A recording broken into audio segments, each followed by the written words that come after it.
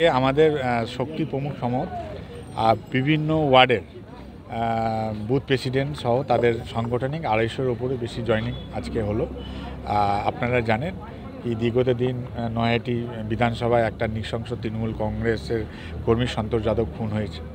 এই যে খুনের রাজনীতি শেষ করার জন্য তারা খেলাপ্রেমী মানুষ, সাংস্কৃতিক প্রেমী মানুষ, আমাদের সংসদ মাননীয় পার্থ ভৌমিক মহাশয় যেটা বলেছিলেন গুন্ডরাজ হবে না, আমাদের মুখ্যমন্ত্রী মমতা বন্দ্যোপাধ্যায় যেটা আদর্শ, আমাদের সেনাপতি অভিষেক বন্দ্যোপাধ্যায় যেটা চান সারা বাংলায়, তার অনুপ্রেরণায় সবাই আজকে বিজেপি ছেড়ে তৃণমূলে জয়েন করল।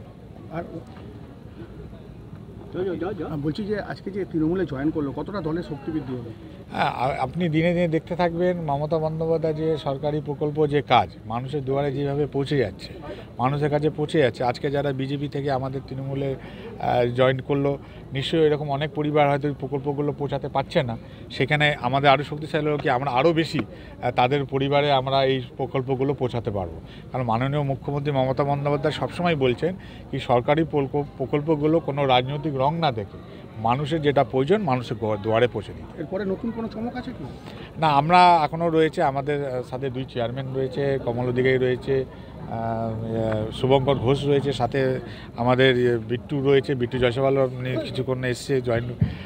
আমরা ওদের কাছে আরও যারা কর্মী আছে তারা যোগাযোগ করছে।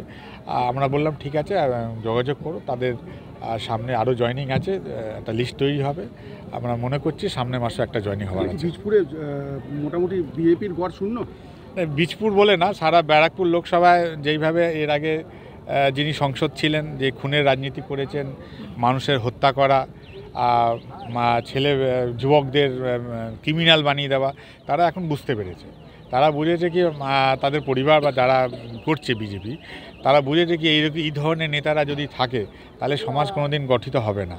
তাই এই খুনি অর্জুন যে আছে সেই অর্জুনের বিরুদ্ধে তারা প্রতিবাদ করে মমতা বন্দ্যোপাধ্যায় উন্নয়নে, পার্থ ভৌমিকের গুন্ডারাজ খতম করার প্রতিশ্রুতিতে দলে দলে শুধু বীজপুর নয়, আপনি দেখবেন টিটাগড় থেকে নিয়ে কাঁচাপাড়া পর্যন্ত সমগ্র জায়গায় বিজেপি যোগাযোগ করছে, তারা জয়েন করবে খুব শীঘ্রই। দাদা 21-এ যে শক্তি নিয়ে আপনি জিতেছিলেন, মনে হচ্ছে কোথাও শক্তির দুর্বলতার জন্য আপনারা এরকম জয়েনিং করাচ্ছেন? না, জয়েনিং তো প্রেমে হাসে, জয়েনিং তো জোরজবস্তি হয় না। এখন তো কোনো নির্বাচন নেই, আবার এখন কোনো সেটা চমক নেই। তাদের মনে হচ্ছে বেনজল আমাদের দলে নেই, আমাদের দল সবসময় স্বচ্ছ পরিষ্কার করে ঢোকে। বেনজল হচ্ছে যেখানে ওয়াশিং মেশিন পরিষ্কার, সেটা হচ্ছে বিজেপিতে। আর আমাদের গর্ব হচ্ছে কি বিজেপি যারা অ্যাকচুয়ালি কর্মী, যারা মানুষের কাজ করে বুথ স্তরে, সেসব কর্মী আমাদের দলে জয়েন করছে, এটা আমাদের গর্বের ব্যাপার।